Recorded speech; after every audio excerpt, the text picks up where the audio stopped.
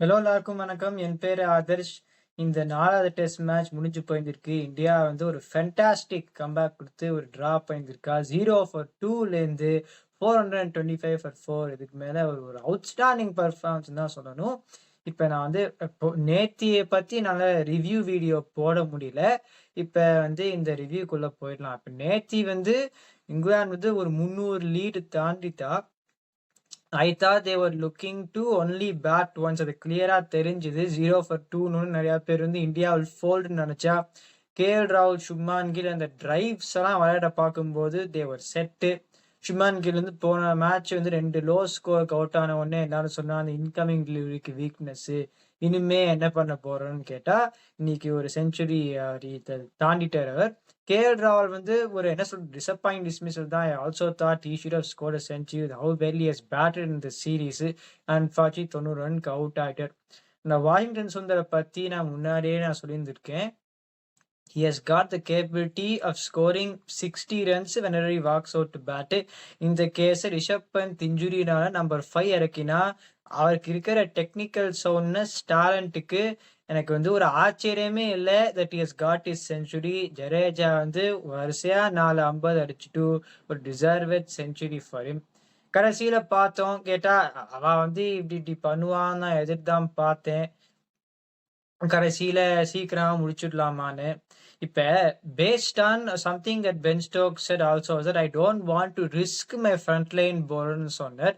One, India did not need to end the match at that point time. ரெண்டு டீமும் வந்து ஒத்துந்தாதான் match வந்து சீக்கிரமா முடியும். நான் வந்து இந்தியன் டீம்ல என்ன பண்ணியிருந்திருப்பேன்னா கடைசி வரைக்கும் நான் விளையாடி இருந்திருப்பேன். ஃபார் அ சிம்பிள் ரீசன், கடைசி டெஸ்ட் மேட்ச்ல வந்து 31ஆம் தேதி ஆரம்பிக்கிறது. It is not much of a gap unlike the previous match. நான் இங்கிலாந்து பவுலிங்கை பத்தி என்ன சொன்னேன், பென் ஸ்டோக்ஸ் வந்து injury, he bowled 11 overs today. ஆனா அந்த ஷோல்டரும் பிடிச்சின்னு இருந்தார். ஆர்ச்சர் வந்து 2 இன்னிங்ஸ்லுமே has bowled above 20 overs. England's best 2 bowlers. Ben ஸ்டோக்ஸுக்கு வந்து அந்த I don't think right now is the body will be capable of taking that workload. நம்ம இந்த சமயத்தை நம்ம அப்படி பார்த்தோம்.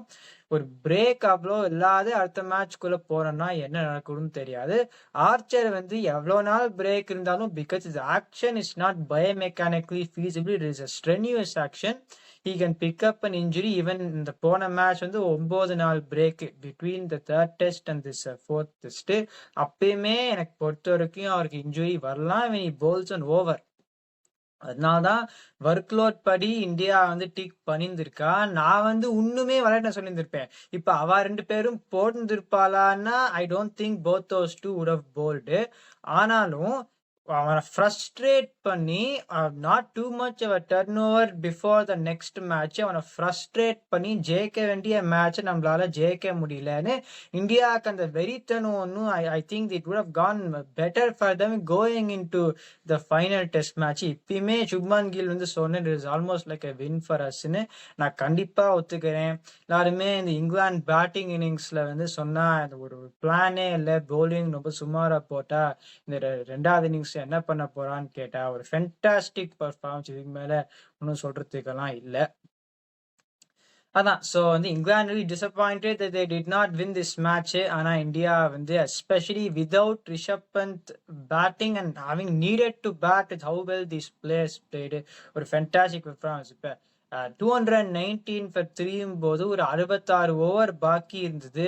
அந்த சமயத்துல Shubman Gill got out not far from that. இப்போ 174 for 2 அட் ஸ்டம்ப்ஸ் இருந்தா அதுக்கப்புறம் ஒரு 50 ரன்குள்ளே ஒரு 2 விக்கெட் போயிடுத்து.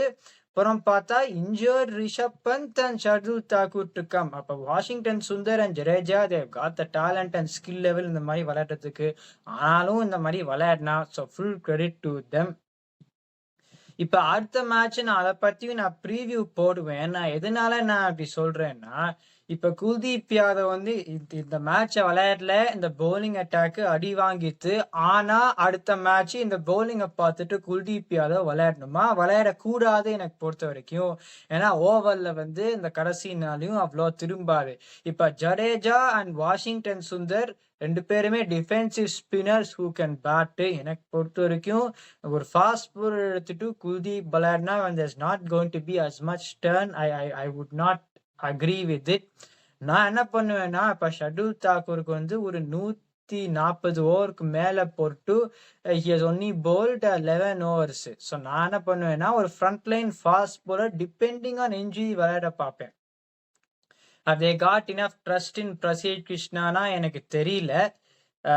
Dhruv Jurel will play for Rishabh Pant நினைக்கிறேன். ஆனா ஜெகதீசனை வந்து கூப்பிட்டுருக்கா அஸ் அன் இன்ஜுரி ரிப்ளேஸ்மெண்ட். இப்ப ஆகாஷ் தீப் இன்ஜுரியிலேருந்து வருவாரா, ஹர்ஷ்தீப் சிங் வந்து இன்ஜுரியிலேருந்து வருவாரான்னு எனக்கு தெரியல. நான் வந்து 4 ஃப்ரண்ட் லைன் ஃபாஸ்ட் பவுலர் தான் விளையாடுவேன். ஏன்னா ஓவரும் பேட்டிங்க்கு நன்னா இருக்கும். இந்த கேஸ்ட்டுமே அந்த பேட்டிங் டெப்த்னு சொல்றா, ஷர்துல் தாக்கூர் அடிப்பாரான்னு வந்து முன்னாடி தெரியாது. In the case team, if they have done that well, now I don't think they need to prioritize batting depth. So நான் அப்படிதான் பண்ணேன். ஒரு ஃப்ரண்ட் லைன் ஃபாஸ்ட் பவுலர் எடுத்துன்னு வந்துட்டு ஜுரேல் பிளே அட் ரிஷப் பந்த், இந்த 2 ஸ்பின்னர்ஸும் வச்சுப்பேன். அவ்வளோதான் இந்த மேட்சை பற்றி சொல்றதுக்கு. Fantastic victory for India.